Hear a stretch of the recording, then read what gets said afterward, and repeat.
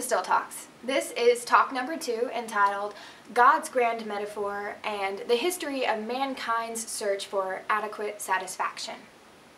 We're going to begin by really getting into something that God is great at, which is metaphors, something that represents something else, basically a symbol.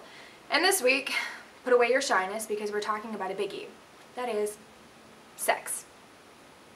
Now, if we continue with this Genesis timeline kind of thing, the 3rd chapter is the fall of man. And in the 4th chapter, something very important happens, which is, basically just the birth of Cain and Abel. But before that, here's something very interesting I want to point out to you. Immediately after the fall of man, it says in the Bible that Adam knew his wife, which basically means they had sex.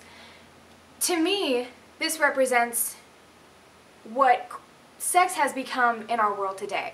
Because in the Garden of Eden, Adam and Eve had this perfect connection with God, totally in union with Him, and they literally walked with Christ in the cool of the day. And after the fall, they didn't have that connection like they used to. So I personally believe that they clung to the one thing that reminded them of God in the dry desert land they were struggling in, and that was each other. In this way, sex became more of a crutch for mankind, or, a way to get a high versus the tool for life that it was always meant to be. Now, think about the other examples in the Bible, like David and Bathsheba. And when David saw Bathsheba on the roof, immediately any thought of God went out of the way because he found almost this replacement, this other thing that could give him immediate but temporary satisfaction. The same with Samson and Delilah and the way that she tempted him. And now what we see in our world is sex in every form of media, in our books, in our movies, in our music, everywhere. And it literally permeates every aspect to the point where we're desensitized to the beauty of it, to the total point of it. Now we'll get into the metaphor part.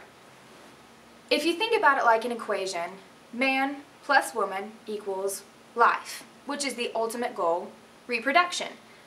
And if you think about it this way, Christ plus the church equals life. Christ plus his bride equals life. Song of Solomon, a book in the Bible, talks about a lover and his beloved, which is all about marriage and the union of man and woman, but also represents the way that Christ feels towards his church, towards his bride, which is the beauty of this metaphor, the way that God took a man and a woman to represent not only, life on a basic biological scale, but also on a grand spiritual scale.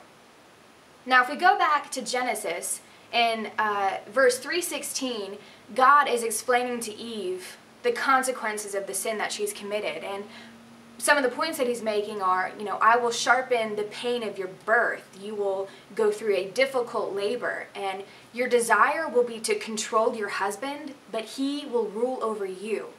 This battle of the sexes, this feminism versus, misogyny, so on and so forth, this women's rights, equal rights movement has been a problem since the beginning of time. But God's goal was never meant for it to be that way. We were meant to be on this equal, perfect, life-giving scale. There's something really thought-provoking in that. Now, in Ephesians 5:25, Paul says that husbands, you should love your wives, just as Christ loved the church and gave himself for it.